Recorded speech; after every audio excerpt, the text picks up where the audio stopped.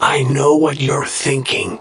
Is this the booth, drafting the circuits, three-way theater, or the Kevin Jackson show? Well, to tell you the truth, in all this excitement, I kinda lost track myself here on whobazoo.com. So, do you feel lucky, punk?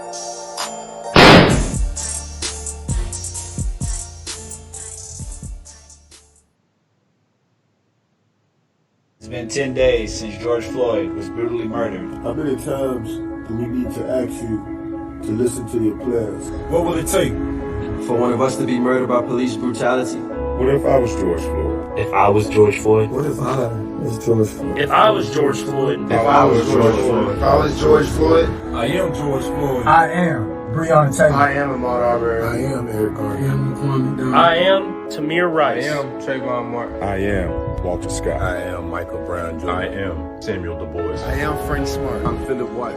I am Jordan Baker. We will not be silenced. We assert our right To peacefully protest. It shouldn't take this long to admit. So, on behalf of the National Football League, This is what we, the players, Would like to hear you state. we, the National Football League, condemn racism and the systematic oppression of black people.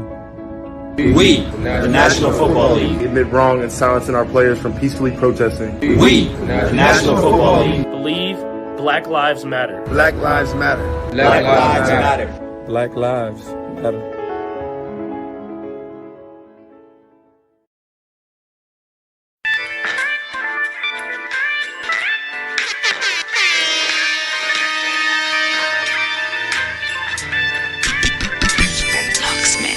The booth. I share my world within the booth. The booth. This is all I do within the booth. The booth. A set of headphones, one microphone, and yo, hold the phone, I'm in the booth. The booth. I share my world within the booth. The booth. This is all I do within the booth. The booth. I got one microphone, flow glitz in the zone.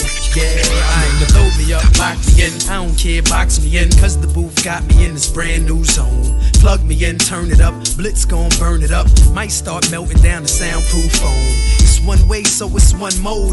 Booth on the bus whenever I'm on the road.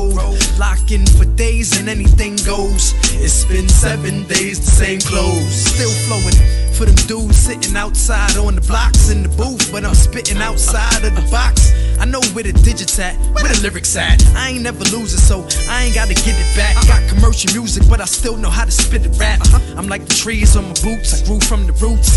If I'm lying, I'm flying, but I'm the truth. Only one way, my mobile or Rome. I'm underground in the booth. The booth. I share my world when in the booth. The booth. This is all I do when in the booth. The booth. I got a set of headphones and one microphone. And yo, hold the phone, I'm in the booth. The booth. I share my world when in the booth. The booth. This is all I do when in the booth. The booth. I got one microphone. Yeah, I'm in the zone. Kel Spence is in the booth. Was he African?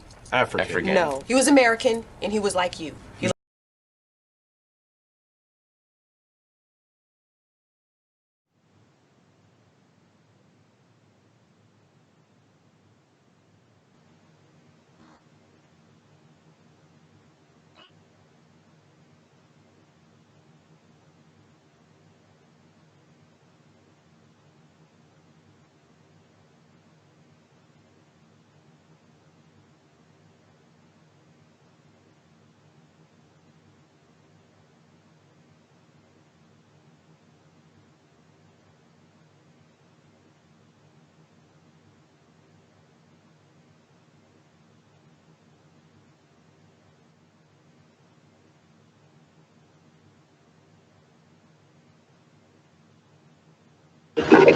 Yeah, I'm with you, man.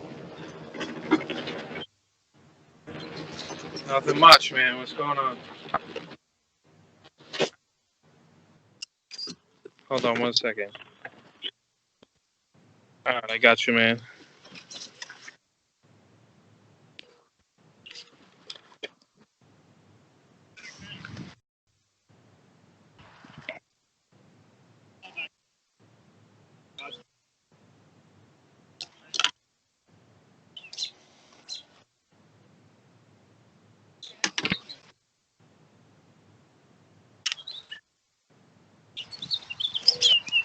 Apologize. Sorry. That's good, man.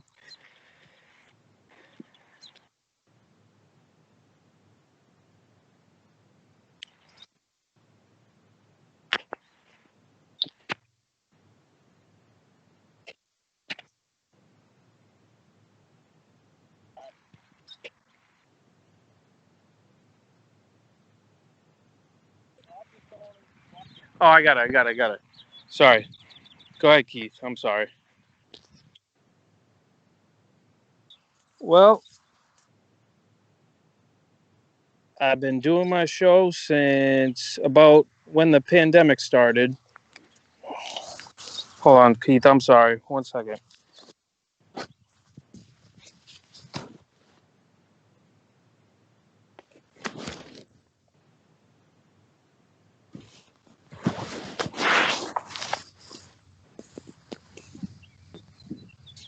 I'm sorry, man. So, yeah, I've been doing this since I was in the pandemic, and I did that for a long time, and I still continue to do it now. So, any sports fans, you got me.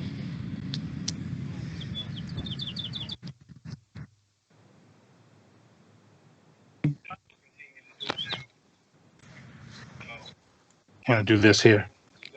And hopefully people can hear me now. It looks like they can hear me now. It's going out, so it looks like they can hear me now.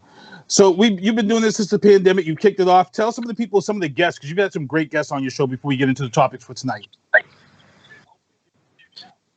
All right. Well, I'll tell you, I got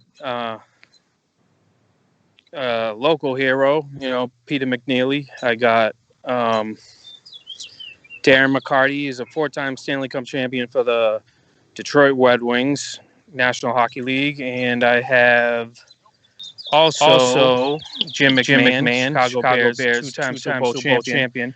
Beat the Patriots twice, but we won't talk about that. And it was a good show because I actually listened to that show. I listened to the Peter McNeely show. It was a good show. Before we get into the topics for tonight, let's see here. I got to give a big thanks to those who turned out to Vianna Marie's live stream this past weekend.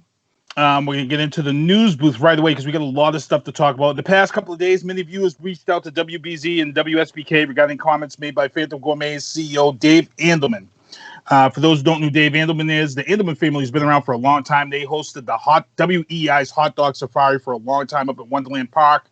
It's now grown into this big thing where the family now owns the Phantom Gourmet. We see the show on TV every weekend. Dave and his brother have been, have put this thing together where they've had the wine fest, the food fest, and Dave Andelman on his Facebook page had put some posts in regards to opening businesses back up, and some of it a lot of people weren't happy with, and he had put a public apology out this past weekend on Facebook, and I haven't been able to confirm yet, but I'm also hearing that he has now stepped down from the Phantom Gourmet, and his brother is now taking charge of the Phantom Gourmet. I'm not too sure. I haven't been able to confirm that, but I do know that he did leave an apology. If we had the apology podium segment, we would have pulled it out. He says, I want to apologize. I maintain my own Facebook page, which I thought was awesome that he mentioned that, because the first thing a lot of people say is that they have no charge of their Twitter when they do or whatever.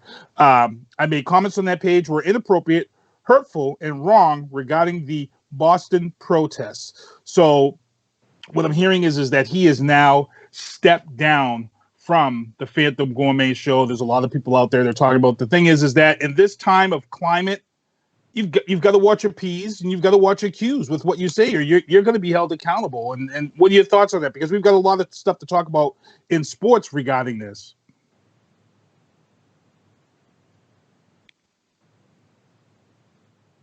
Go ahead, Matt.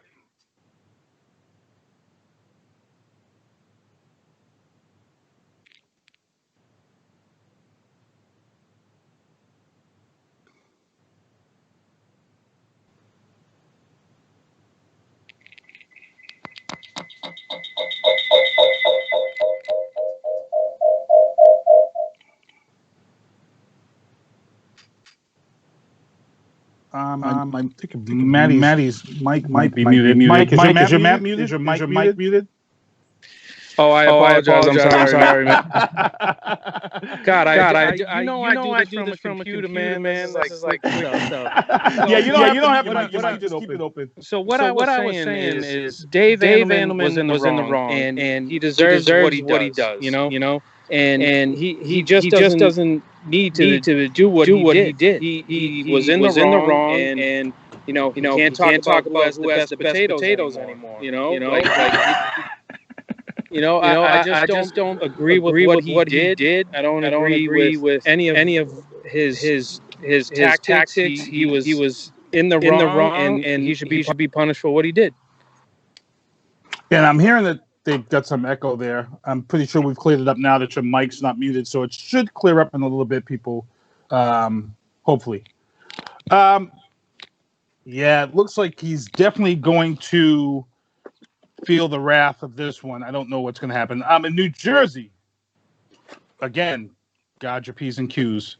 2 men found themselves in trouble after their racist actions were caught on film during a George Floyd BLM rolling rally.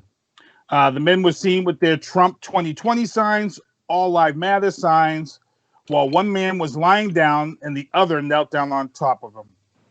The man employed by FedEx lost his job, while the other man, who was a corrections officer for the state, was suspended, and the union was appalled.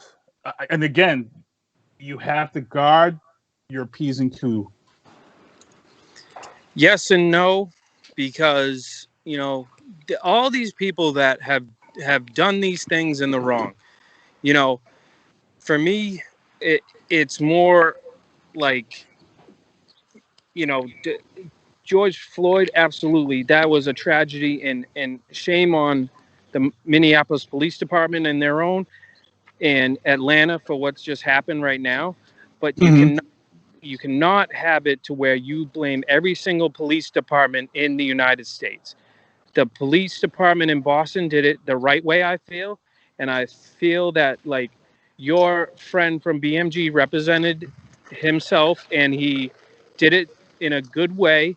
I saw his interview with, was it WBZ? Yeah, I think it was like WBZ or yes. CBS. And I respected every single word he said. He is protecting the rights of the African-American people, and I agree with what he's doing. I agree with what everybody is doing in a peaceful protest. I do not agree with, taking every single police life. They're the ones that are being, protagonized, when it's not every cop that is bad. I mean, I have family members that are cops, and they're not like that. It's just there's corrupted cops everywhere, and it's a shame, because there's good people out there, but in this time and day, the people who are being oppressed and abused are the African American community, and I feel that's wrong, because I have friends that are in this community, and for me, it's wrong, and I just don't like how everything's going down. I respected what you did in Brockton. I respected what was going on when you took your stand, and you did it in a peaceful way. I respect that. It's just with the looting and burning, that's just not what America is about, and that's not what the African American community is about. Yeah, and a lot of people have gone back and forth over that, and it's going to be hotly debated as incidents continue to happen. I really didn't even touch base on the Atlanta issue yet, because there's a lot of different things there, and the emotions are hot. But like I said before, when you start talking about defending police departments and getting rid of police departments, you're setting a bad example. You're looking at getting rid of another union, and it's just something we need to look forward. Are there corrupt cops? Oh, yeah. One of the things that I said about this situation with George Floyd is I said that it's going to force a lot of police departments to start calling out corrupt cops, bad cops. Absolutely. And the problem is that you have internal affairs, which is set up just for this reason. A lot of departments get internal affair money just to handle these situations.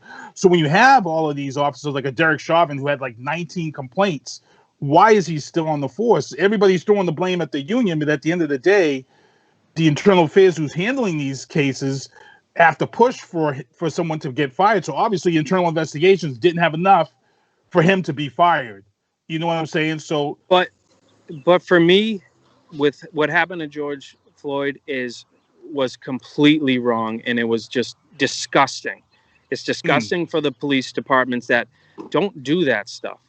And also, it's not a thing where you want to see this. You want to see. It's not about political. It's not about anything like that. It's about someone who got abused and who got killed for no reason whatsoever. The man is a family man. I've seen it. I've seen it on everything. You can't believe CNN forever. You can't believe Trump. You can't believe none of that. And I'll say that I'm not a Trump supporter because of his lack of leadership. Yes. I think that's just it right there. Just leadership. Period. Yes, and you could say that Bill Clinton. You could say George W. Bush. You could say, like, we don't know what they would have done in this situation. But Donald Trump is not handling the situation in a correct way, and he does not deserve to be president during this time because he is not taking care of the people that need to be taken care of. Well, we've got a video coming up later in the show. Joe Biden and the Democratic Party has released the first of their videos. This one is called Dissent. I'm going to show it later on in the show. But we're going to move on to the next topic real quick. In Baton Rouge in the news, I got to mention this, and I got to ask a question because we've got a lot of ladies in the chat. And in Baton Rouge, a man tortured, burned, and killed his girlfriend's baby in the Motel 6. And the scene's so horrible that the police couldn't even stay on the scene. The mother was also arrested for not reporting previous abuses against the baby that was killed, and they also had another child who was there. What my issue is here is that there's a lot of people now, they're coming out, they've charged the mother. A lot of people are bashing the mother like no tomorrow. And the thing is that it's easy for us on the outside to bash a mother who's now been arrested in the death of her child. But one would have to say, if this guy was abusing her children, I'm 100% sure he was also abusing her. And abuse is control. Abuse is manipulation. Abuse is something that if you've been involved with it, only that person can really speak on it. It's easy for everyone to say, well, she should have called the cops on this guy who was abusing your kids. It's easy for everyone to say that. But I think in that situation, abuse is power. And I'm going to let you speak on that one. I know we've got a couple of women in the chat. Diane Beeson's in the chat. Vianna Marie, if they want to give their thoughts on that. Also, I'll keep an eye out. For me, I have a daughter. That's all I'll say. And for a guy to do something like that is just heinous and ridiculous. There's no reason for it. And, like you said, that woman could have been abused. You don't know. You don't know her story until you hear it till the end when something happened. And it's wrong what happened. This lady did not do her right in not reporting what happened. But you don't know if she's so scared that she is so scared for her life. But now you have a daughter who's dead now because of not reporting or what they're doing. So it's a very tough subject to deal with. Yeah, we got some women in the chat, and they're saying a mother protects her child first, period. So in other words, I guess it's safe to say that they're saying that she should have protected her child. So there's no excuse of her being abused for allowing a man to take the life of her child. If I'm not mistaken, please correct me, guys. So both women are agreeing that she should be charged, which I don't want to speak for women. So she should be charged. I'm not a woman by any means, obviously, but she should have, like, if she was so abused, she didn't explain herself. She didn't explain if she was abused or not. So yeah, you don't know what her whole story is. If she let it go, then absolutely she should be. But yeah, she was charged in Baton Rouge, as I said. It's a horrible story. Story came on the knews.com. Heading into the legal booth once again. I got Maddie C from Sports You and Me. Join me. Legal booth out of the Washington Supreme Court.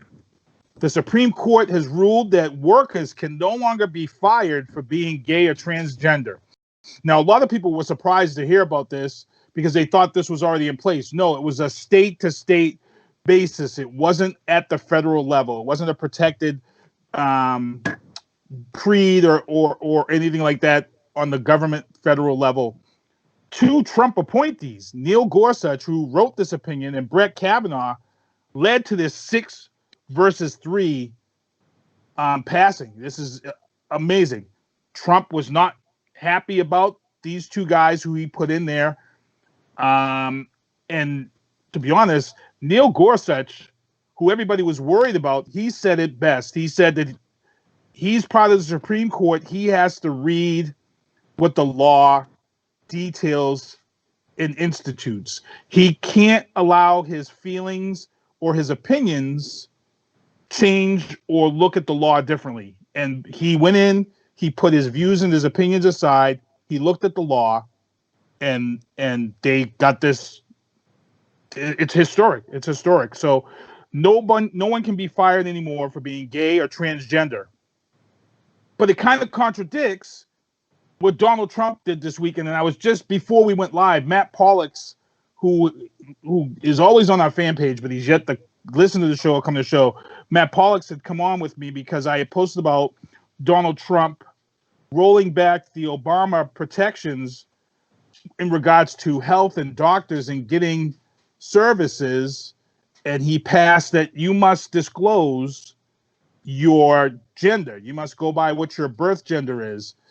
We didn't need to have to roll this back and force this back as a law. The reason why we did this is because we wanted to make this safe for those who have undergone transgender, for those who may go to certain doctors where they might want to keep that confidential. You don't have to. What Donald Trump does, he's allowing doctors with maybe a religious preference to deny health services to a transgender person, which is wrong.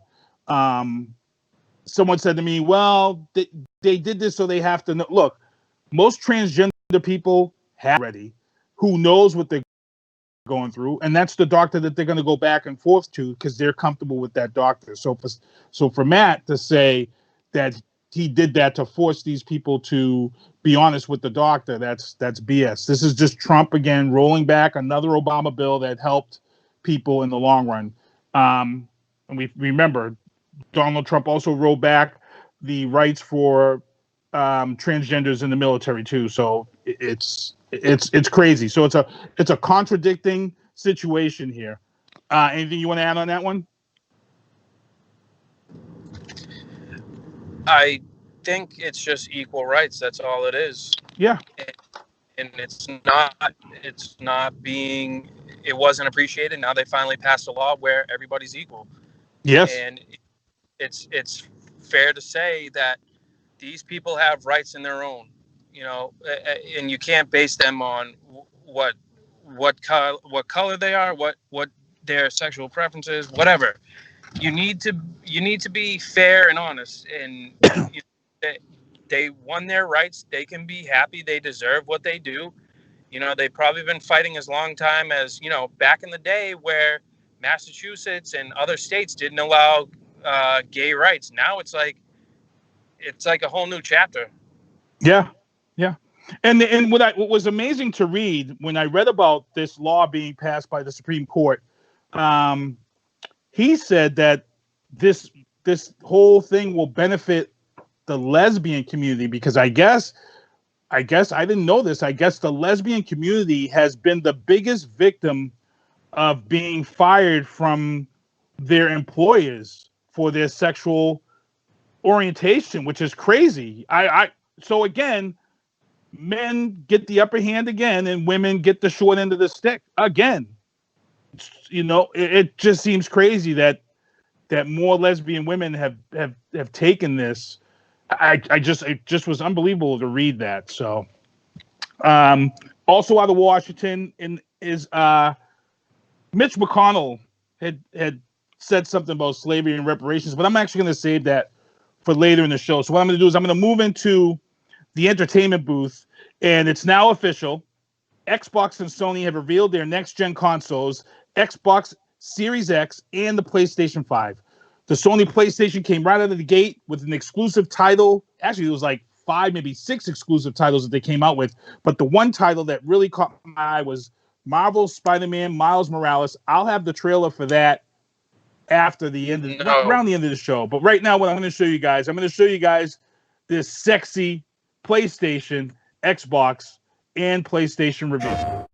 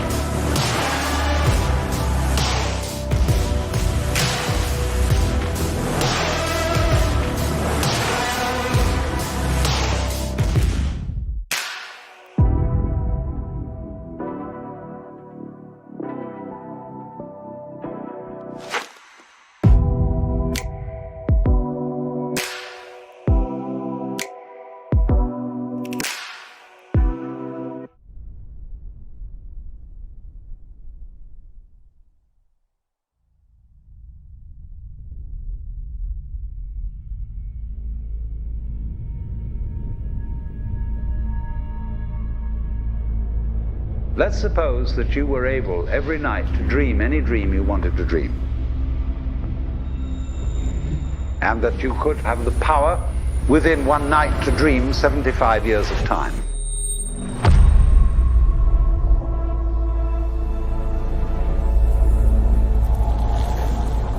And you would naturally, as you began on this adventure of dreams, fulfill all your wishes. But now let's have a surprise.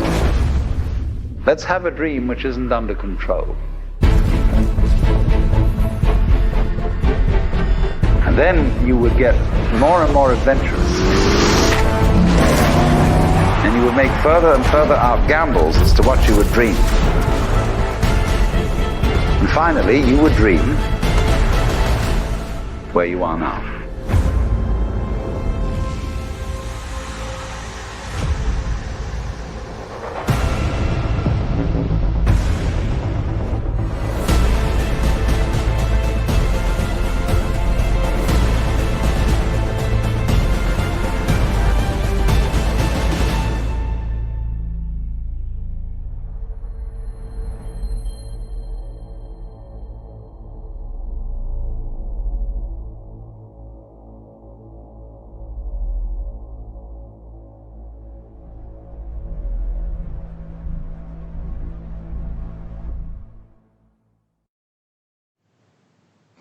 All right, that was your Xbox reveal and your PlayStation 5 reveal. Actually, Xbox Series X reveal and the PlayStation 5 reveal. Both machines looking pretty nice.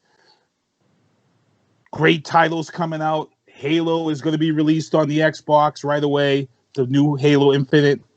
And what I was mostly excited about was EA came out yesterday and announced the Star Wars Squadrons trailer. So if you play the Star Wars Battlefront game, there's a mode in there where you can fly TIE fighters, X-Wing fighters, all the spaceships in the Star Wars series and battle through space. Now they've got this game that's coming out called Squadrons, where you're a team of 4 or 5 and you have missions. There's a storyline. So we will definitely see what they've got to offer. I've got that trailer too, along with the Spider-Man trailer. I'm going to put those at the end of the show before we head out of here.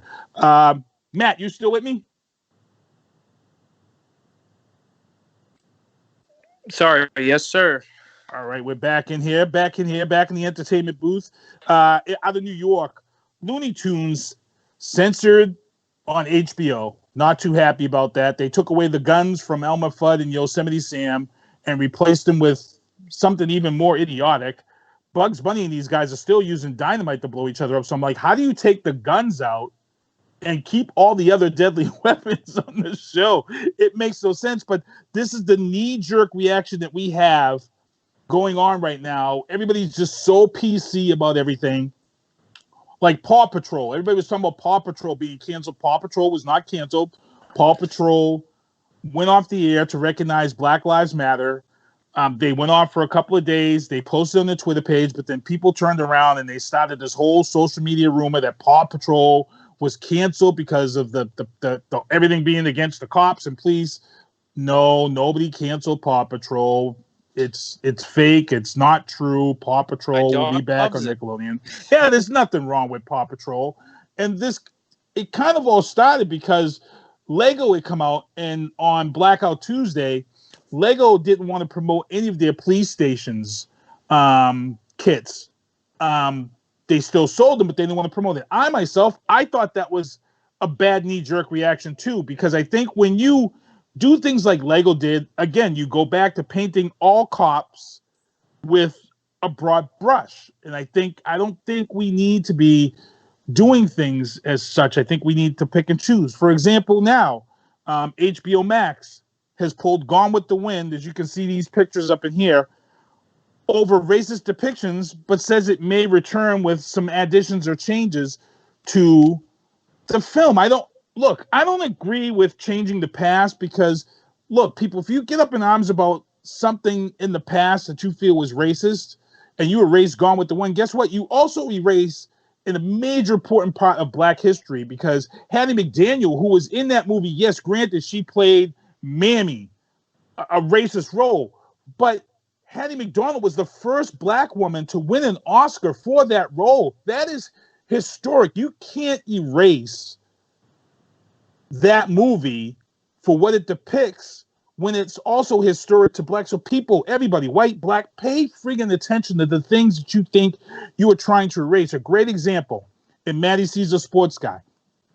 My boys are biracial, so they really never witnessed racism hardcore like I did as I was growing up. So I took my boys to go see the movie 42, which was pretty much Chadwick Boseman's first entry to the big screen, who's now Black Panther.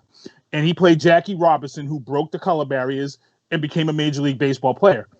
When I went to go see the movie, there was a friend of mine, a white guy. He went and saw the movie before me, and he says, "Oh, you're taking your kids to see the movie?" And I'm like, "Yeah." He goes, "Oh, you got to be careful taking your kids." I'm like, "Why?" It's like, man, they dropped the N word quite a bit. Whoa. First of all, don't apologize. Second of all, if I'm taking my kids to see a movie about Jackie Robinson breaking the racial barriers and what he went through, I want to see that N word. I want to see the N word spoken just like it was spoken back during that time. It was nasty. It was ignorant. It was hateful. I don't want to see them go and see 42 and see Jackie Robinson's history sugar-coated. No, I don't want that. I want to see the real. And when I went to go see 42, I was very happy. They kept it real. And one of the best scenes, I don't know if you ever saw it, Matt, there's a scene where a young boy is with his dad, and he's going to see Jackie Robinson. He has a ball that he wants Jackie Robinson to sign. But during this scene, his dad is dropping the N-word. He's calling Jackie Robinson all these names.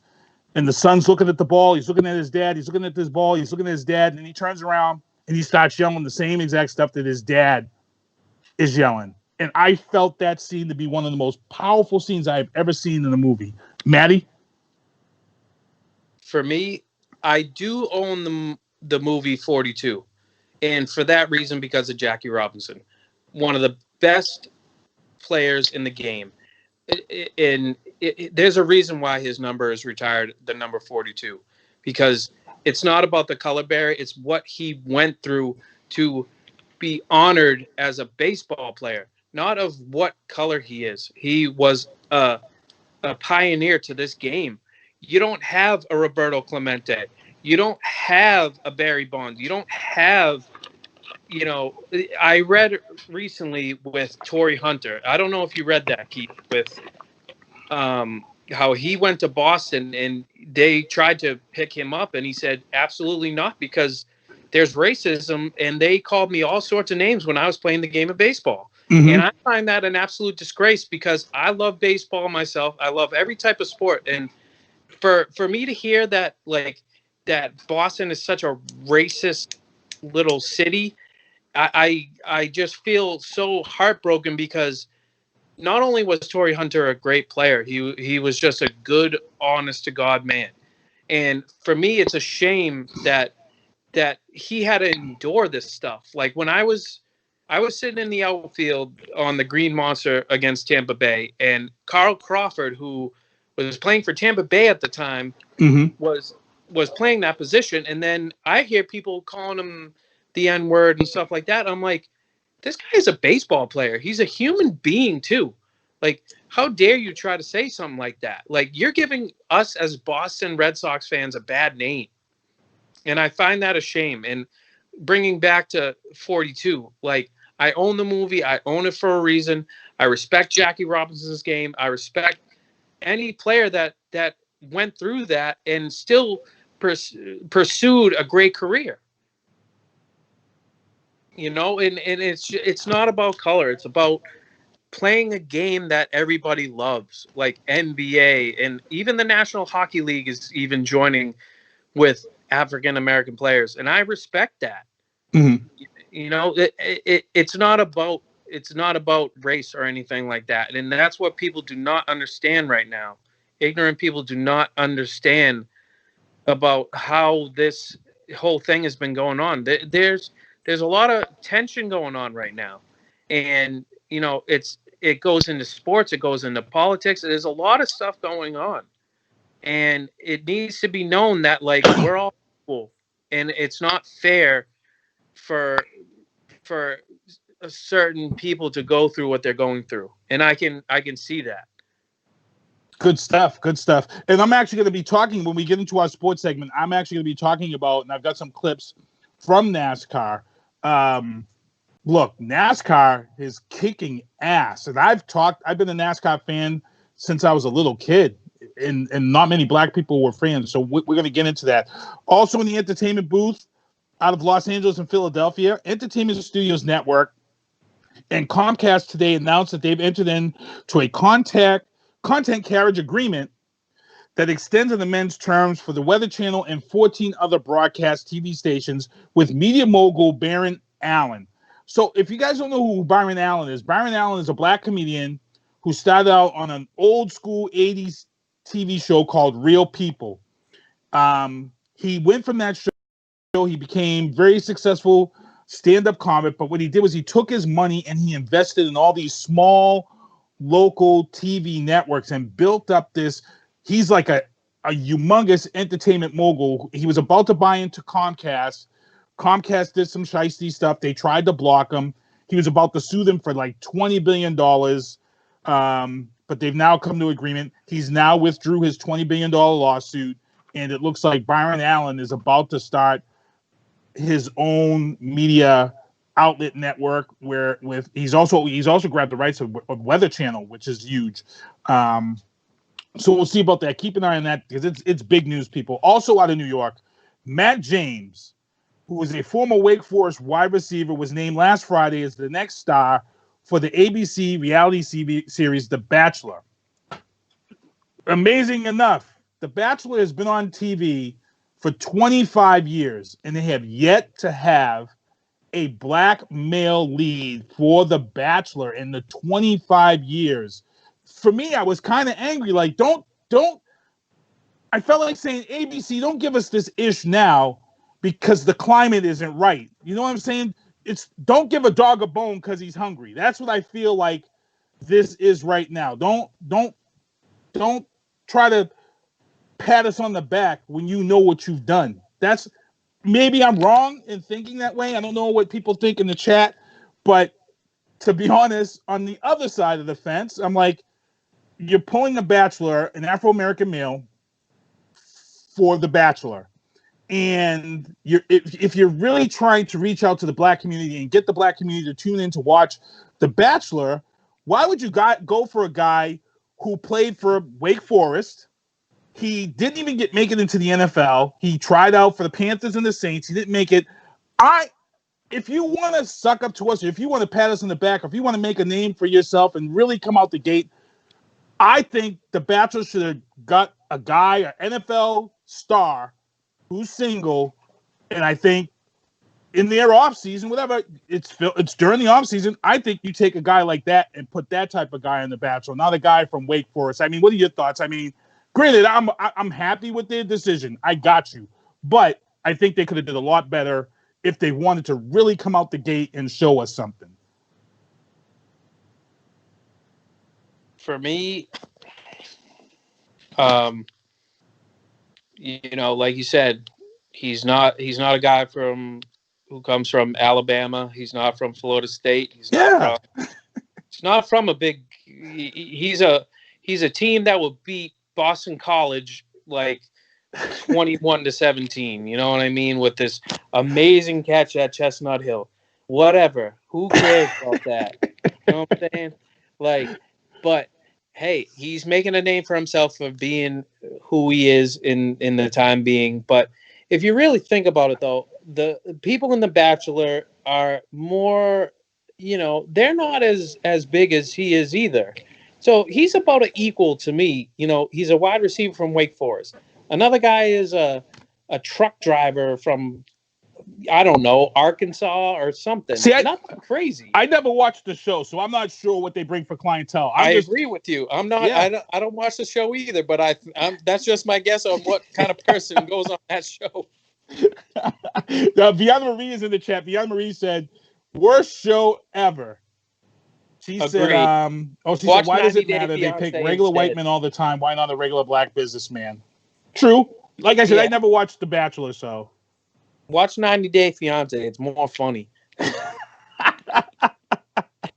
Oh, man. So before I get into sports booth and close out the entertainment booth, and we cry leading the sports booth, breaking news, before we came on the air, they just dropped the brand new trailer to Train to Busan. Let's see where we're at. We're at 7:43. Got plenty of time to talk about our topics. Train to Busan trailer just dropped.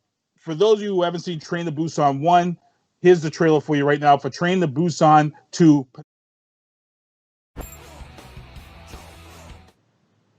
All right, guys, we're back here. That was the Train to Busan 2 Peninsula trailer. If you haven't seen the first Train to Busan, look, I'm a genre fan when it comes to horror movies. I can tell you right now, look, Train to Busan, the very first one, is on Netflix. If you are a fan of zombie movies, check this shit out. It's one of the best. It's in my top. It might even be in my top 3 zombie movies. The only problem with this zombie movie is if I was in this apocalypse, I would have killed myself, because the Train to Busan zombies, they don't die when you cut limbs and stuff off or shoot them in the head. They stay alive. They keep coming at you, and they're fast. Zombies that don't die when you shoot them in the head, that's a wrap. I'm the black guy. I'm dying in the first 5 minutes of the movie. I am done. I'm not messing with fast zombies that you can't. The only way that you can disable them is to dismember them in this Train to Busan zombie film. If you dismember them, then you can get away. But other than that, headshots, moseying around them like they do in The Walking Dead because they're slow, it doesn't work. It doesn't work. Sorry, I'm not for it. I got Maddie C Sports for you and me, as you see below me, right here, going along with the show. Paul Forrest in the chat, Vianna Marie in the chat. I see Cheryl C in the chat. A lot of people, Diane Beast in the chat. Ariane Wirtz in the chat. What's up, Kerry Lynn Blake on there? We're going to get into the sports booth. And look, don't cry. Dry your eye. Tom Brady and the Bay State, well, not the Bay State, the Tampa Bay Buccaneers today. And look, everybody in the country right now, 2020 has been a bad year. COVID-19, the riots, blah, blah, blah. But here in New England, we've had a little bit more to endure because we lost Tom Brady. There's a lot of people here.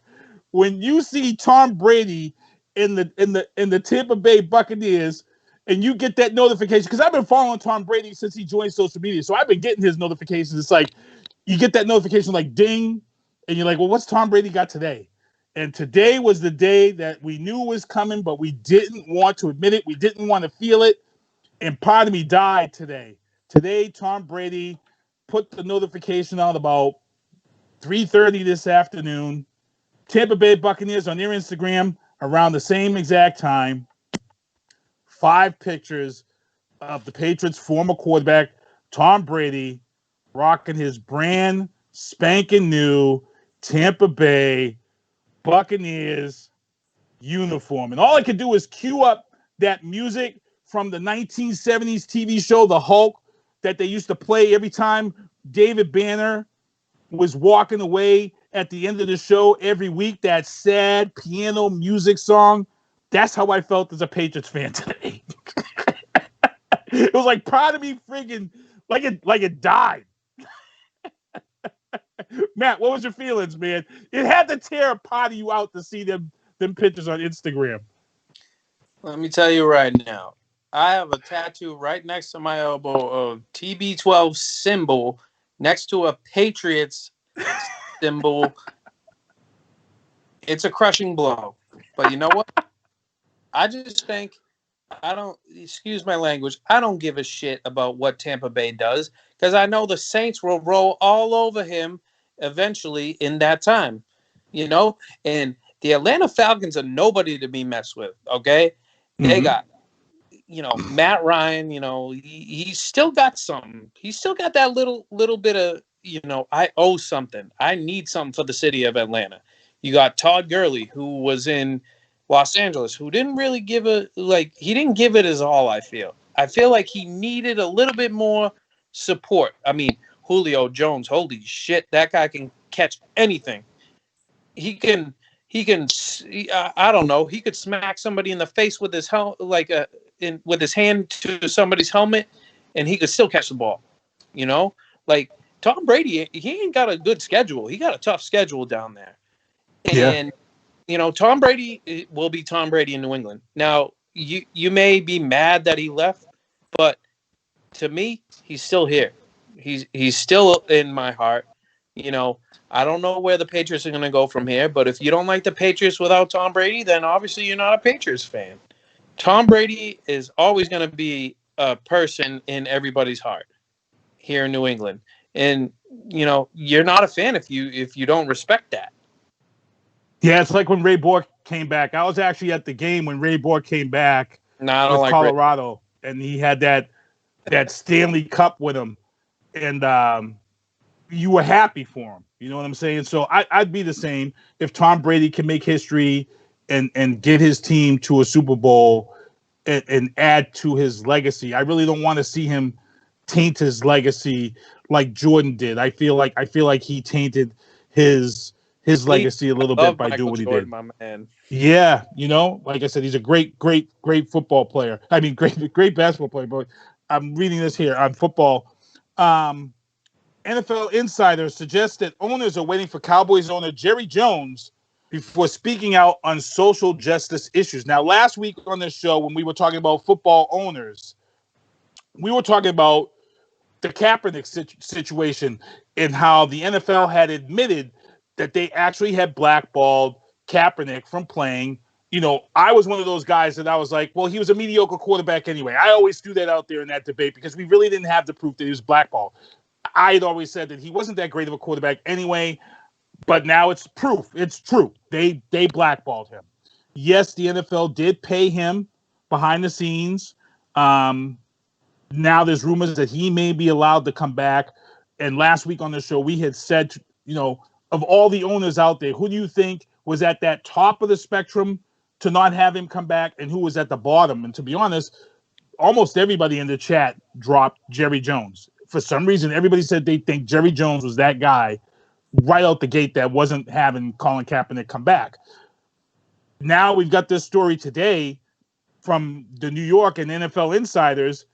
It kind of solidifies our thought because all the owners look towards Jerry Jones and Kraft as to how this league proceeds. And to hear them say they're looking at Jerry Jones to speak out on social injustice issues, I'm sorry. I think it's going to be crickets until Jerry Jones, because Jerry Jones is a guy, he's not going to allow you to strong arm him into something. When Jerry Jones wants to do something, he does it.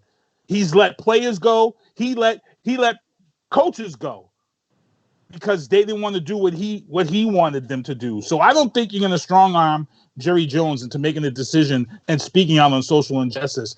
Is he a racist because he doesn't do it? I don't think so. I can't call Jerry Jones a racist. I just think Jerry Jones is just an egotistical football ownership maniac, in my opinion.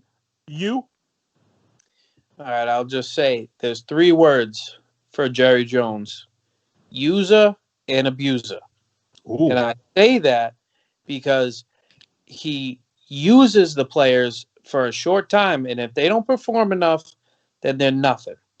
And he's always done that. He ditched Des Bryant, who was an excellent wide receiver, and then he had the mentality that this is my opinion, that Des Bryant did not have the confidence because of what Jerry Jones did. He pretty much he threw him to the curb.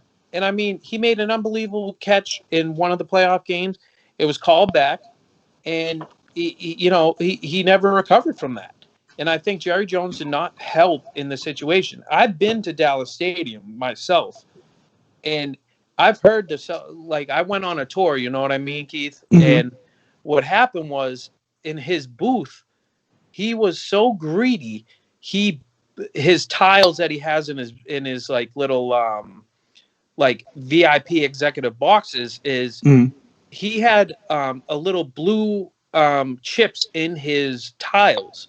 And what he did was he had this company do it, and the company said, no, we can't put blue tiles in it. So what he did was he bought that company, he took the tiles, made the tiles with blue chips, bought the thing for $1 million and sold it for a profit. So what that tells me, it's all about the money. It doesn't matter. Ezekiel Elliott, it doesn't matter. Dak Prescott, it don't matter. It doesn't matter. Jason Witten, doesn't even matter. It's a money, and it's business. That Jerry Jones does not care about the player. Now, when I read for myself on ESPN, the owner of the Baltimore Ravens went on to say that right now we cannot play with the circumstances. We have numerous players. We have Lamar Jackson. We have Mark Ingram. We have all these superstars, and they do not want to play. But this owner makes them want to play because he respects the player. He doesn't go about and, it's all about the money. He cares genuinely about these individual players, whether you be the third string kicker or the star quarterback, Lamar Jackson. He cares about his players. Besides the fact of Jerry Jones, who is like I said, he is a getaway type of person. Like he wants you for the moment and he dumps you the next. He almost lost in Super Bowls. Yeah, he almost lost Ezekiel this year. Ezekiel was unhappy the first couple of weeks there. He didn't even remember his running back's name, and Ezekiel was pissed off. And he had to play damage control there because Ezekiel was about to shut it down for the season. And it really goes to show. So let's see. We'll see what's going to happen here. I don't think Jerry Jones is going to come out anytime soon to speak about social injustices. And as you guys saw at the top of the show, the NFL Black Lives Matter video, which is very powerful. And coming up in our discussion right now, we're switching topics to NASCAR. And I've actually got NASCAR has come out they've released their own video called Listen and Learn. Now, for those who don't know what this title means, NASCAR has been battling racism in their sport, their culture. They've had this dragging them down for a long time. Yes, they got that money, though. They got a lot of money from these people. But NASCAR, the people up top, and I've said this before. I've said when NASCAR was in a rut, I said this. I said NASCAR needs to reach out to the black communities and start getting kids into the kart racing level. My son was a kart racer for many, many years. My son had a guy who was a big fan of him while racing, and this guy ended up with cancer. He passed away, but when he passed away, he was showing up to every last one of Terrell's races on Sunday. And the funny thing is that the guy had come to me and he admitted to me that he was a guy that really didn't like black people in the beginning, but he saw me as a good dad. He saw my son's worth ethic, and we were able to give him a great send-off. Now, before I talk about what's happening in NASCAR, I've got some sound bites that I'm going to play after we talk about NASCAR, because Dale Jr., whose dad was the Intimidator, Dale Earnhardt Jr., has come out, and you know what? I'm not even going to say anything. I'm going to talk about what I want to talk about. I'm going to let Dale Jr. speak for himself, because I think the emotion that he has and what he says it all for NASCAR right now. And one of the things that people have talked about, they've talked about this issue is bigger than just police brutality on blacks, and it's bigger than black injustice. It's about that white silence is violence. And what I've found right now is that I've got a lot of friends who are white who are now all of a sudden, look, and this is real scary. I've got friends in my inbox. I've got friends on my Facebook page who are white and calling other people out and saying, hey, this is someone that's trying to act like that they was friends with you or this. And they're in my inbox showing, look, I've done a lot of stuff with Dave Andelman as far as going to these events and going to Wine Fest. I've got pictures with me and Dave on my Facebook page. And the first thing that happened was I had a lot of people in my inbox. I had people post right to my Facebook page. I didn't know what to say because I've always been treated with respect. It's tough. So when you see what Dale Jr. has to say, it's powerful. It's powerful. And he's talking about the leadership, the new regime of NASCAR. And then the PSA itself is very powerful. But if you don't know what we're talking about here with NASCAR, in the past 2 months, NASCAR had some ugly situations where its past reared its ugly head. You had Kyle Larson of Ganassi Racing. He was racing online. He dropped the N-bomb. You know, he dropped the N-bomb. He was fired. It happened on Sunday. He was fired Monday. Well, he was actually suspended Sunday night. And then once his sponsorship left him, they fired him. They fired him from NASCAR. He's one of the up-and-coming youngest drivers out there. But in NASCAR, they also have an up-and-coming Afro-American race car driver named Bubba Wallace, who has made history. Bubba Wallace, this past weekend, drove the Black Lives Matter car, and on the hood of the car, it was a black fist and a white fist holding hands together, showing unity and asking for compassion. We've had one racer who came out and was upset because of the fact that he drove that car around the track. So he came back and drove his car around the track with an All Lives Matter, Blue Lives Matter. Caught hell for that.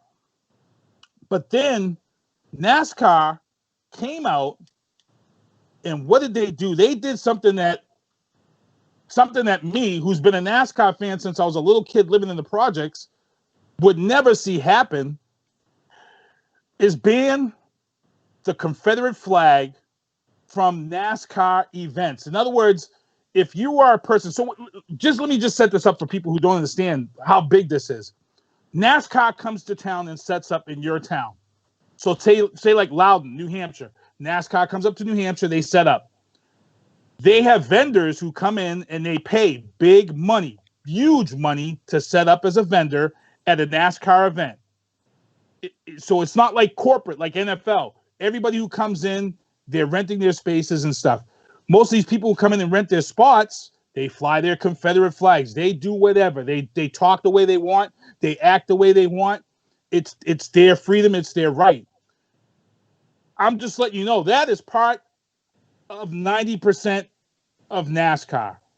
For them to turn around and say, hey, we don't want this flag anywhere at our events is humongous. In other words, they don't want it on the cars, on the track.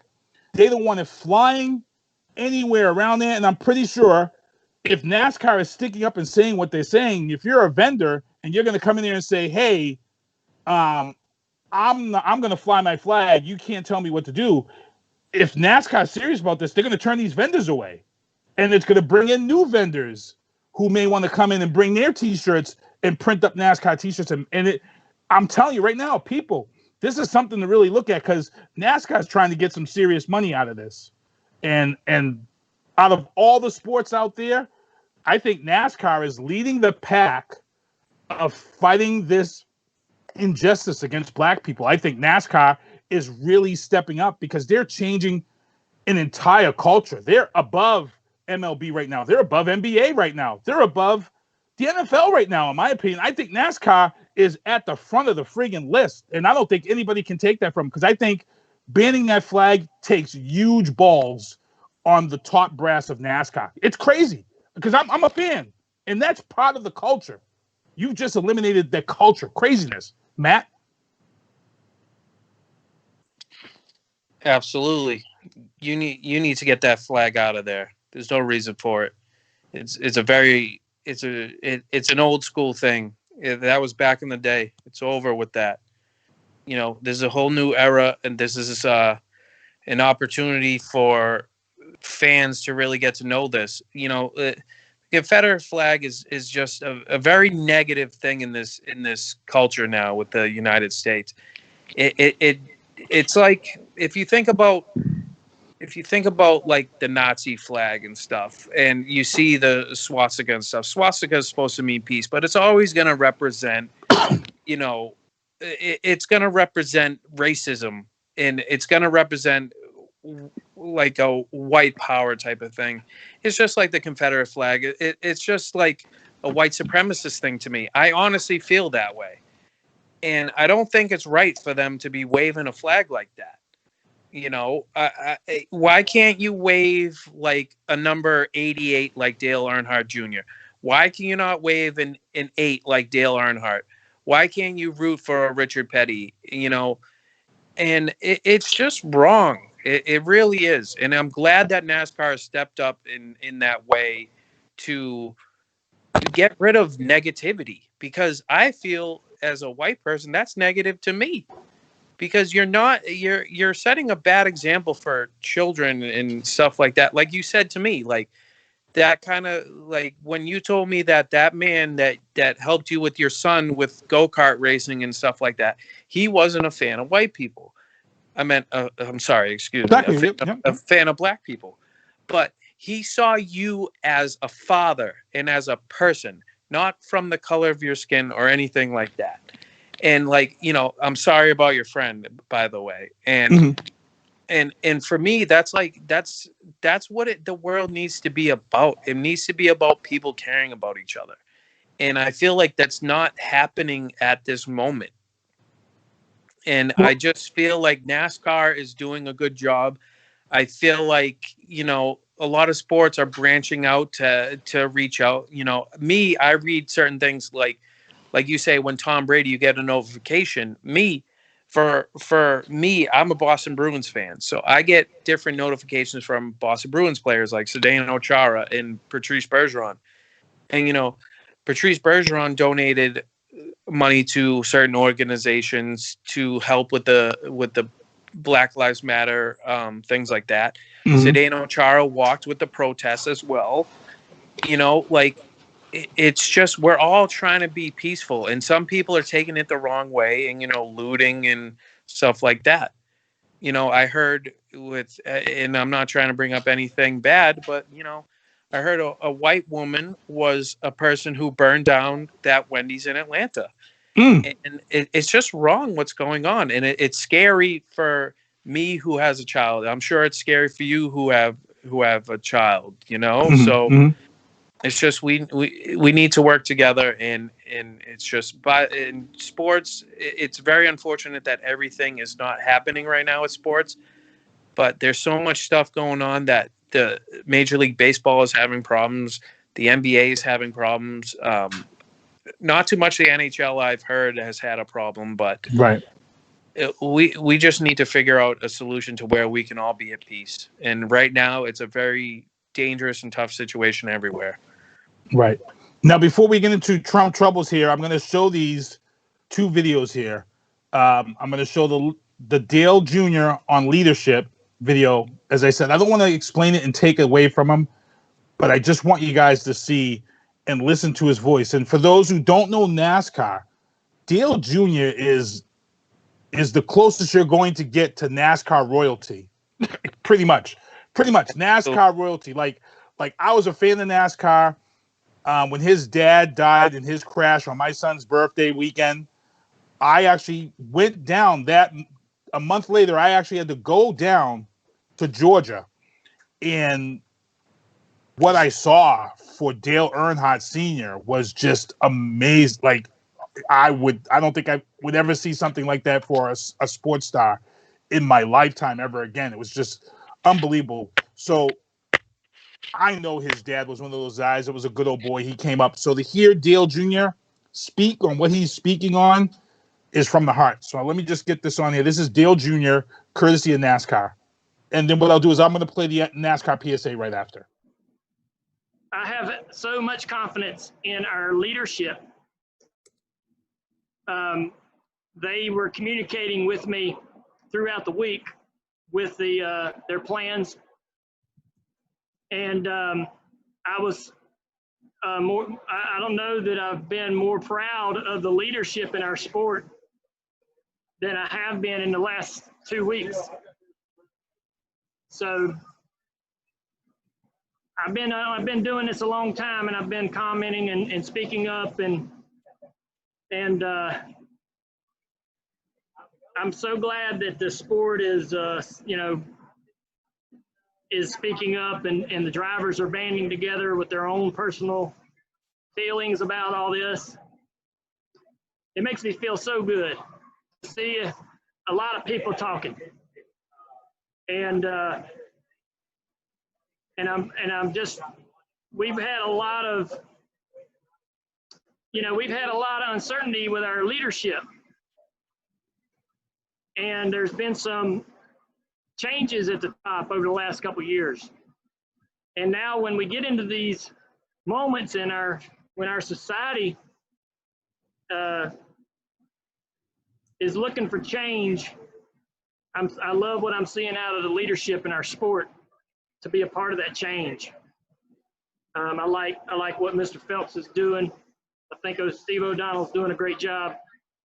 And so I'm much more confident, I guess, in the direction of our sport with those guys at the helm than I've ever been in a long time.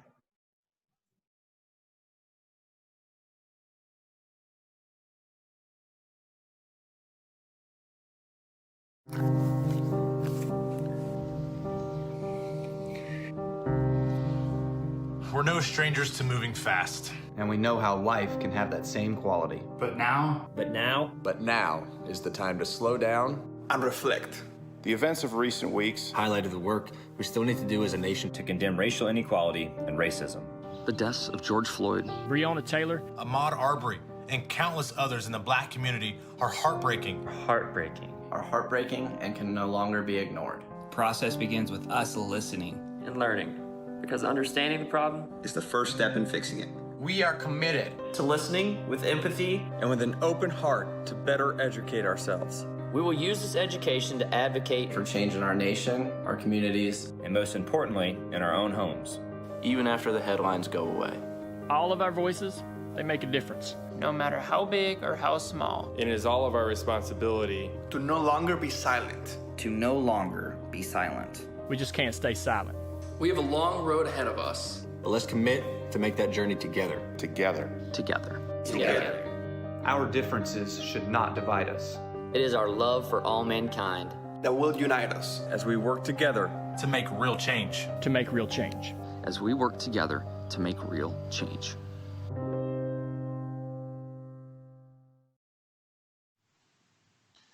All right, we're back here. And you have to applaud NASCAR. You have to. Because it's part of the culture.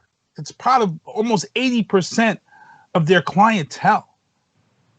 It's crazy. And I'm going to try to get Matt back in here as we wind down the show. We've got Trump troubles to get into, and then I've got a couple of clips that we will play for you guys. As I said, I've got a couple of trailers from a couple of video games. A lot of people still in the chat. Viana Marie still in the chat. What's up? Paul Forrest is still in the chat. Matt Cameron actually gave a shout out to Viana Marie for having him on her show back on 420. Paul Forrest is in the chat. He says, I'm not a Tom fan. So I'm thinking he's talking about Tom Brady. He's no longer Tom Brady. Kyle Kafer, what's going on, man? I see you out here in the chat hanging on. And let me know your thoughts on the NASCAR PSA. I think it's deep. I think watching Dale Jr. come on and talk right from the heart, Dale Jr. almost in tears while talking to people about that change. I think it's big. I think there's not much more to say on that other than just we let Dale close the chapter and close one book and open a new book for NASCAR, because that's kind of where NASCAR is at right now. They've closed the book. They're trying to put that book behind them, and they've now started a new book. And that's how I feel where NASCAR is at. Is it bold? Is it ballsy? Oh, hell yeah. Hell yeah. This is bold. It's ballsy. If NASCAR is ever looking for someone to try to help them bring this to the communities, oh, trust me, my son raced go-karts. So I would love to be that guy to bring NASCAR into the community and get these kids out there. We've already got young kids racing these tuners on the streets here throughout the inner cities. Why not get some of these kids behind the wheel of a car on a track where they could really show it out? You know what I'm saying? I think it would be great. I mean, Bubba Wallace is already out there. He's doing it. But it'd be nice to see a lot more faces in the stands. And I think it's again, it's one of those things that it's big. I think I'm just going to leave it at what Dale Jr. and those guys said and close it there, and let's open it up. Anything you want to say about that?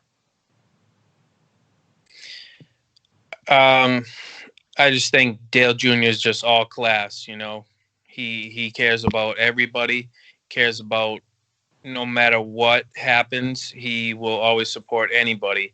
And as you said with Bubba Wallace, I mean, he is creating a new game. And, you know, I kind of compare it, not in a bad way, but with Danica Patrick, just paving the new way for the sport and paving a new way to inspire, you know. For Danica, it was inspiring women. For Bubba, it's inspiring. You don't have to be just a white person to race. You know, it's more about that. You know, if you have a competitive attitude, that's what it is. And if you have a different respect for sports, you know, do your thing. Yeah, and it's funny because you mentioned Danica Patrick, and that was another change, another big change to NASCAR. As a fan, when Danica Patrick came, there was a lot of things, and this was still the 2000s. And Danica Patrick came, she was a driver, and there was still that gender ignorance when Danica came, you know, and she changed it because we had to go from gentlemen start your engines to racers start your engines. Absolutely. And that was a big change because when they changed it, there were a ton of people who came out after Danica Patrick on social media, and it's just sheer ignorance that she changed something that was so important to NASCAR.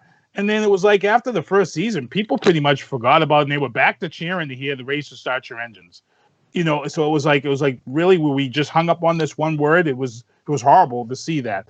Getting into Trump troubles. Viana Marie says Dale cares about his bank account.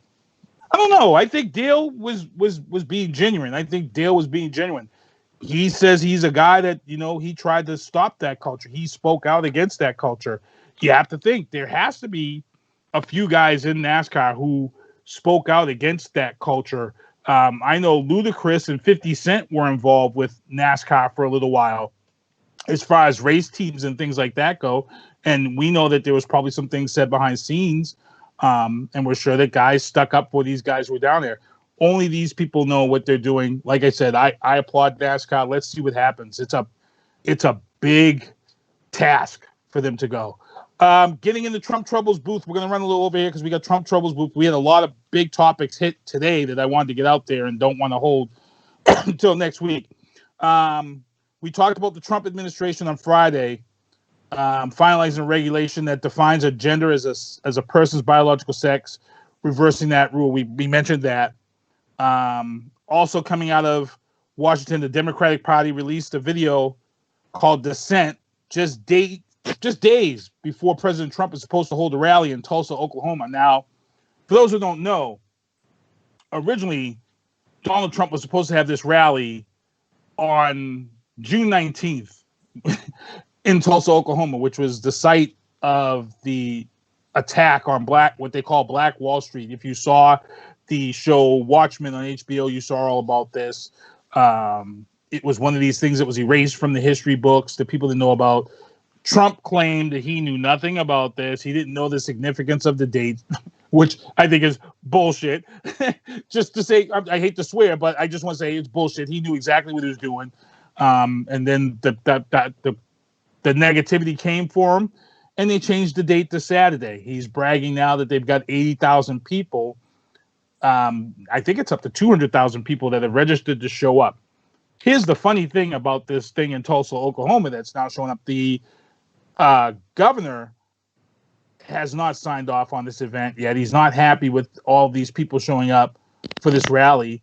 But Trump, who's been saying that COVID-19 is this and COVID-19 isn't that, guess what Trump has done, though? If you are attending this event on Saturday, you have to sign a waiver to not hold the Trump or the Republican committee responsible if you get COVID from going to this rally.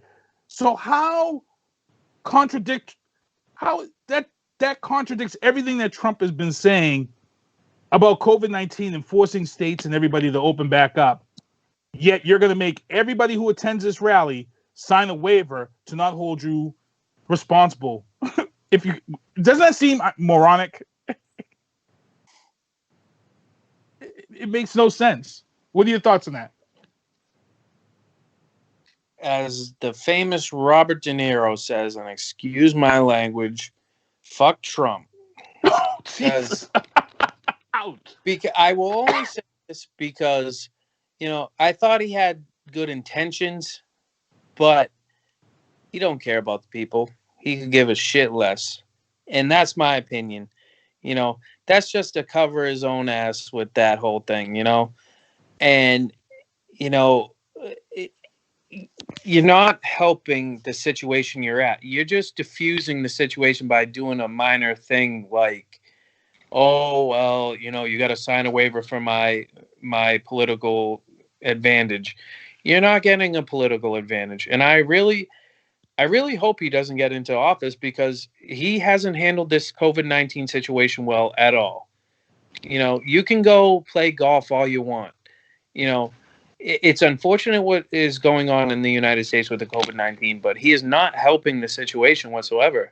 And that's why I lost a lot of, if anything, trying to give him a chance. You know what I mean, Keith? Trying to give him a chance. Mm-hmm. I can't. I just literally can't. I've been through. I'm not an old man by any means, but for me, it's I've known Bill Clinton on, and it's this guy is just a businessman in the wrong setting. Go back to what you do. Go own the Taj Mahal in Atlantic City and just do what you need to do over there. Don't be ruining people's lives because of what you want to do financially. And I don't think he's helping the country. He's just making it worse. And I think it's a shame, but who are we going to have a leader after this? That's what I'm worried about for my daughter. I'm worried about for other people with children. I'm worried about it in that sense. You know, me, I'm dealing with it right now. I don't have a choice in the matter with that. And I really don't have a political background. I mean, I'm an independent, if you really wanted to know, but I just don't see myself trying to make a statement at the moment. Well, I think you said what you needed to say. Dead on. So before we get ready to get out of here, and I show these people these last few clips, the last topic I wanted to talk about, two topics I wanted to talk about in Trump Trouble's booth. The so-called Obamagate quietly backfired after new documents revealed that President Obama and Joe Biden had acted accordingly. If you guys remember about this whole Obamagate thing that Trump had started. And we have been talking on this show and telling people to pay attention to what is going on with the military and President Donald Trump. And the reason why I brought this out is because after this whole incident that happened where they tear gassed protesters so he could get his photo op, the point that I was making was that we had a ton of military people come out and speak against their commander-in-chief, something we've never seen in the history of every president. We had a letter written by 89 high-ranking military officials who also were employed by the Pentagon that condemned what he did. Mark Esper, the Secretary of Defense, was ready to step down on Tuesday after the incident happened, but they talked him into staying in that position. But what he did, like I mentioned on the show last week, he gave Trump a big FU, and he took those troops that were stationed in Washington and sent them right back to Fort Bragg, which was a big, humongous FU. But all the Trump Americans were like, oh, that's not that big. No, it is a big deal. It is a big deal when your military is now in public. So what has now happened? The Pentagon's top general, General Mark A. Wiley, who was with President Trump when he did this photo op. I had a guest on this show, Robert Resnick, R-squared. He is a JAG officer, and one of the things he pointed out he was upset about, he said that because he's a JAG officer, so he can say this. He said General Wiley knew what he did was wrong, and if General Wiley is on it and connected to the vow he takes for this country, he will come out and he's going to speak eventually against what happened with Donald Trump. And I debated with people, and people were like, no, what it was right, it was this.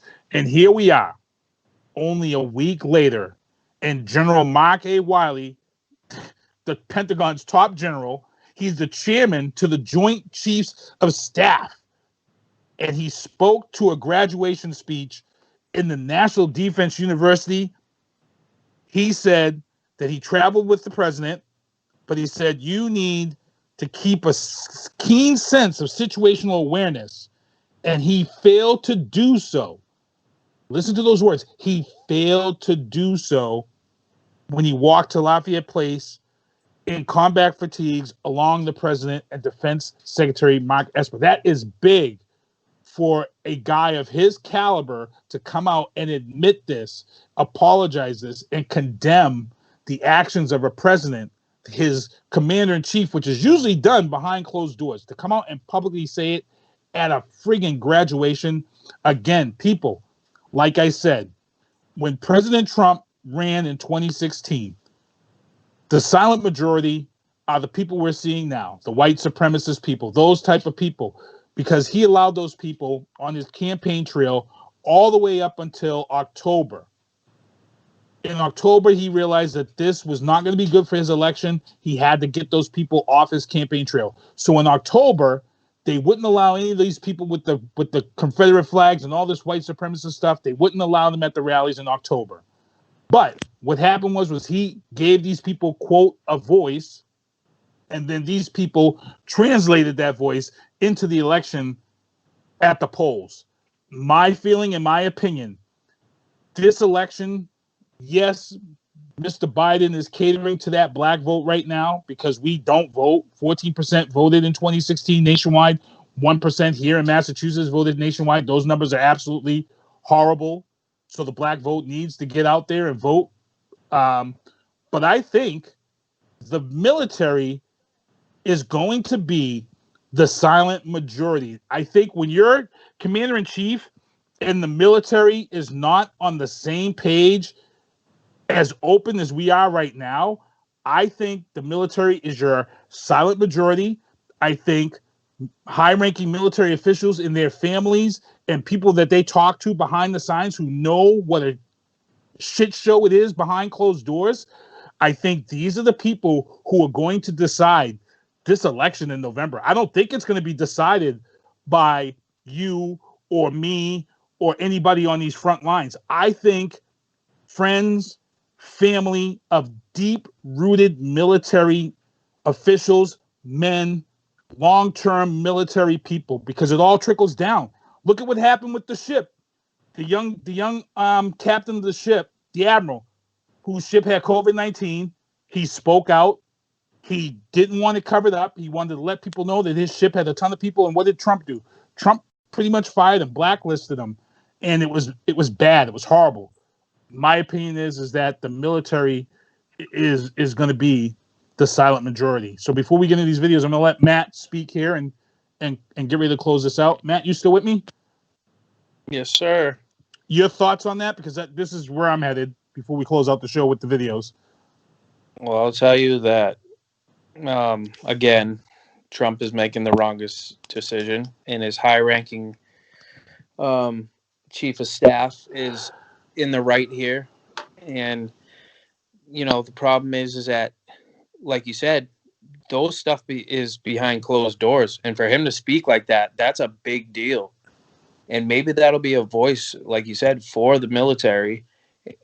And it will also be a voice for, other people. I did not know that statistic with 1% of the black community being a 1% and being the voters of Massachusetts. That is a surprising statistic, but yeah, it's horrible. I really hope that grows, and I really hope that we can get a president who will support everybody and not just be about themselves and what Trump is doing. And for your own chief of staff and your own commanders and chiefs and everybody, I really don't think he's always said he's all about the military. He might be, but he's not pursuing it in the right way. He's showing it in the wrong direction, and it's just not right because I have people in the military that are part of my family, and they're in different countries trying to serve, and it's like, he is ultimately the person who makes decisions in certain situations, like what happened in I believe it was it Liberia or Iraq, where he took the drone and dropped some sort of military weapon on a vehicle that had a foreign leader who he assumed was a terrorist. Like, that was national news. That was very serious. And it was more like, oh, well, he was a dangerous person. Yeah, he was a dangerous. Yeah. They got Baghdadi, and I forget the other guy. They got great. They were both bad people. They both were bad people. But one of those guys who they said was a terrorist, he was also a labeled person for his government, and it was a tough situation. But I said this goes back to when he dropped the mother of all bombs when he first got into office. And this was a bomb that should have never been dropped. It almost brought World War III to head, and they had to do damage control on that one. It was pretty crazy when that happened. So yeah, it's a tough one. Like I said, and let's see what happens. Like I said, the commander-in-chief. Usually we don't see people like Colin Powell. I mean, Colin Powell was on TV last Sunday. Right, I did see that. Yeah. I did see that. Yeah, and you never see a guy like that condemning his commander-in-chief. It just doesn't happen. And people, just like I said, pay attention. This is bigger than you realize behind the scenes. I'm gonna let you do your shout-outs and plug all your stuff before we get you out of here. Well, I want to give a shout out to 3A Gear, They are a clothing line out of Weymouth, Massachusetts. They have different clothing lines, official clothing line of Charlie Coyle, Boston Bruins, Greyhound Tavern in Bridgewater, Massachusetts. Great food, great times. Shout out to BMG Boys and that whole crew. Thank you for your intro and outro to my show, and especially to you, Keith. Thank you for all your help and guidance. You are the master of your domain, and I appreciate you having me on your show. You better put me back on this show. Oh yeah, I'll definitely get you back on here. We got sports to talk about coming up. Hopefully in September. Hopefully NFL starts on time. Before I get into these video clips, it doesn't look like, real quick, it doesn't look like baseball's coming back, man. They can't agree. They dropped it down to 75 games. The players union said no go. They've now got it down to 50 games, and it's in the union's hands again. I don't see the union. I think it's a done deal, dude. Nope, not whatsoever. Nope. MLB is not going to do that because players have incentives for a numerous amount of games, and if they don't get those amount of games, they're not going to get that money. So, absolutely not. MLB is not going to happen. Yeah, it's horrible. It's horrible because we all remember what happened the last time baseball was gone, and they had to put asses in the seats by Sammy Sosa and Mark McGwire. That's how they put them back in the seats. We all know what that led to. That led to everything else. Yeah, we got to know Rafael Palmeiro pretty good too. So good stuff. I'm going to play some clips coming up. Before we head out, I'm going to play the new Joe Biden dissent ad for him, and I'm going to play the 2 trailers for Spider-Man Miles Morales trailer and the Star Wars Squadrons trailer. But I'm going to let Maddie C get out of here. Go ahead.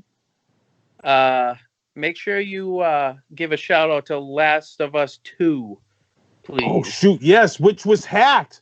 That was a big deal because their studio got hacked and somebody put like major spoilers out for the game. So I guess they had to rewrite it. I never played it. Is it really that good? I've got a lot of people that have told me. Deanna Marie is actually one of the people that told me it was a really good game. I am a big fan of the first one, so I'm assuming the second one is just as good. Yeah, that was one of the exclusive trailers that they had released was The Last of Us 2. For those who don't know what exclusivity is Sony will pay certain games to be exclusive to their system. So like The Last of Us, this Spider-Man game, they paid for exclusive rights for this game to only be on the Sony PlayStation so they can get people to buy that system. But what everybody is learning is now being exclusive isn't all it's up to be now in the world of gaming. It's better to be on all platforms, which is why you're seeing Xbox gain some ground because they're getting a lot of these games that used to be exclusive to Sony PlayStation that Sony just can't afford to keep now. I'm surprised Sony is still paying the Call of Duty studios for a couple of months of exclusivity for maps and things, but I don't see that lasting much longer. For a little while there, they were paying 2K for some stuff, but 2K, it wasn't worth it. 2K said it's not really worth it. I'm just going to put everything on every platform and go that route. And we'll see. We'll see. It's going to be real interesting because I think with the streaming of games and I think the exclusivity of games is dying out. I don't think you're going to see many games. And what's been the success for Microsoft and Xbox, it hasn't been the exclusive games. It's been these behind-the-scenes independent games, these little simple games that you can go in and spend hours and hours and have a ton of fun on, but the person who developed the game didn't spend a lot of money. You know what I'm saying? And it's just a top quality game. You know, it's just crazy. Real quick before we let you go, thoughts? Video game wise, I have a PS4 and that was kind of an impulse buy myself. So I recommend Shenmue 1, 2, and 3. Oh, I had those. Yeah, because they came out on that. So I bought them because my boy told me about it. He was like, Sega Dreamcast, blah, blah, blah, blah, blah. I'm like, I never got to own one. I was a deprived child. So I took all 3 of those games and I bought FIFA, if you want to get into sports. I'm a hockey fan too, so all that. MLB The Show is exclusive to PlayStation. Oh, I know. Coming out now. It's going to be on Xbox too. So for when I get video games, that kind of stuff, I want to check out Last of Us 2. I got to beat the first one. But yeah, I mean, video games is a good thing, you know. You don't have to spend 80,000 hours on it. Play a couple hours, have fun. I play a poker game for like 4 or 5 hours, you know. Jesus. Like you said, it's an independent thing, you know. It's not like a big platform game. Yeah. But I'd be playing that for like 4 or 5 hours playing poker. It's like I'm at Foxwoods. What do I got to spend money when I'm at home? Right. Yeah. You know, on Xbox they have Xbox has prominence poker is what they call it, and you play with people online with virtual money. Nothing ever comes out your pocket, and it's just as intense. Same way, yeah. It's crazy. They have Poker Stars Casino on PlayStation 4. Check it out, Keith, if you want to expand your gambling experience. Yeah, I'm not a big gambler. When I go to the casinos, I go for the buffets. They close right now, so I'm sorry. I know. Get on. They're saying buffets may not be back before we get out of here, but they're saying buffets may not be back as we know it, and that's going to be sad, man. That's hurtful to my appetite. No, me too, man. Me too. Oh, because Twin River, for those who don't know, Twin River has a KFC buffet, and for those who don't know what that is, it's like going to a regular buffet, but it's all KFC stuff. So it's the potato wedges, the mashed potatoes. How have I not known this? You pay one price, and then there's a whole spread. The biscuits, it's like, oh my God. Oh my word. Twin River, KFC. Yep, KFC, I got it. Sports betting, which is part of me. Sports for you and me, which is me.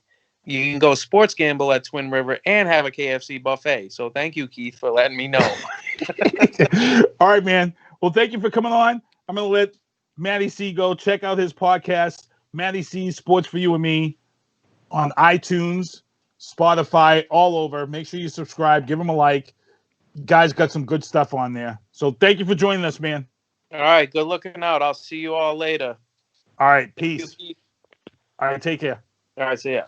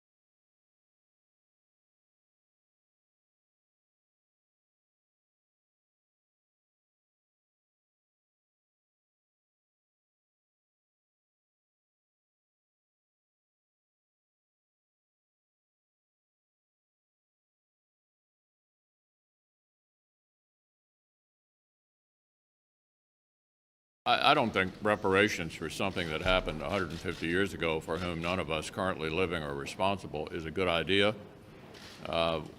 We've, tried to deal with our original sin of slavery by fighting a civil war, by passing landmark civil rights legislation. We've elected an African-American president. I think we're always a work in progress in this country, but no one currently alive was responsible for that. And I don't think we should be trying to figure out how to compensate for it. First of all, it'd be pretty hard to figure out who to compensate. We've had waves of immigrants as well who've come to the country and experienced dramatic discrimination of one kind or another. So no, I don't think reparations are a good idea. 5 years ago, Donald Trump descended to the basement of Trump Tower. For the last 5 years, he's brought America down with him, attacking health care for patients with pre-existing conditions, giving massive tax cuts to billionaires, not working families, praising white supremacists, stoking racial division, a White House in chaos, losing 300,000 jobs in a failed trade war with China, locking children in cages. He ignored science on coronavirus and misled the American people, stating it would miraculously go away. It didn't. Now, over 100,000 dead Americans, 20 million jobs destroyed, recession. No, I don't take responsibility at all. He shredded our alliances and turned our military on American citizens. You have the power to end the descent of our nation, to choose justice, unity, leadership, because we can't afford 4 more years of Trump. I'm Joe Biden, and I approve this message. I don't think reparations for something that happened 150 years ago for whom none of us.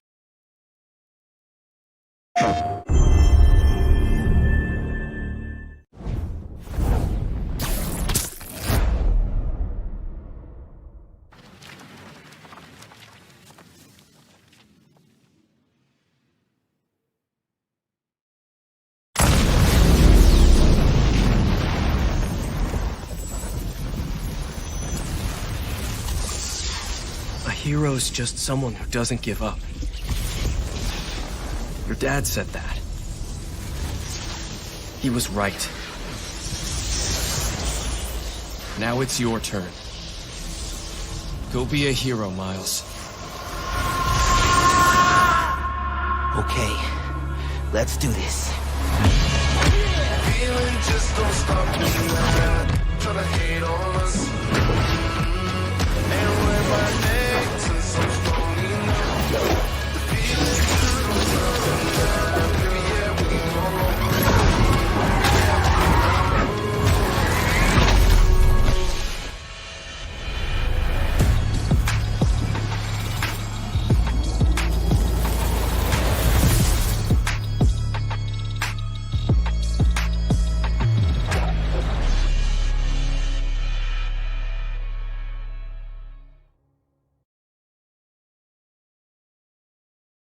PlayStation.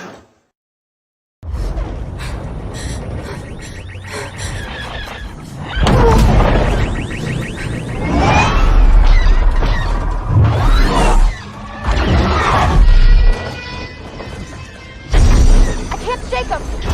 Giving engines full power.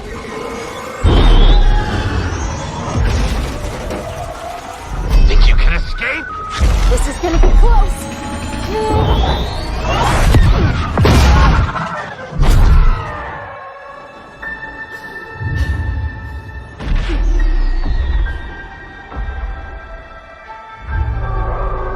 Pilots,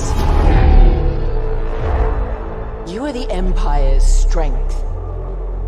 We do not accept defeat. Remember why we fly. For hope. For the new republic. Vengeance will be ours.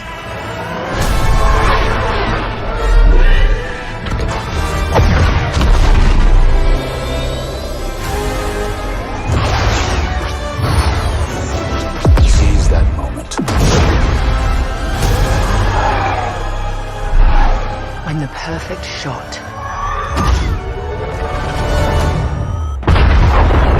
makes history. 5 pilots. 1 squadron. The galaxy's finest.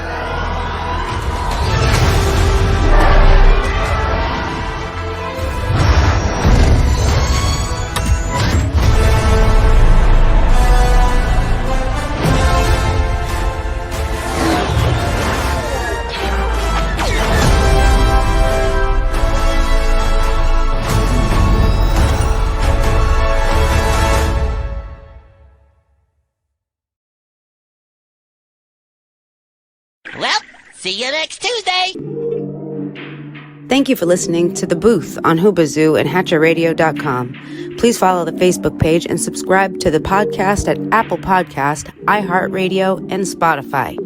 The Booth is a Sinister One production hosted by Sinister One. I've got to start hanging out with friends that are a little more intelligent and understand politics and stuff. It's just that I'm up on this level up here, and all my friends are down here. Me, nah. You guys, nah.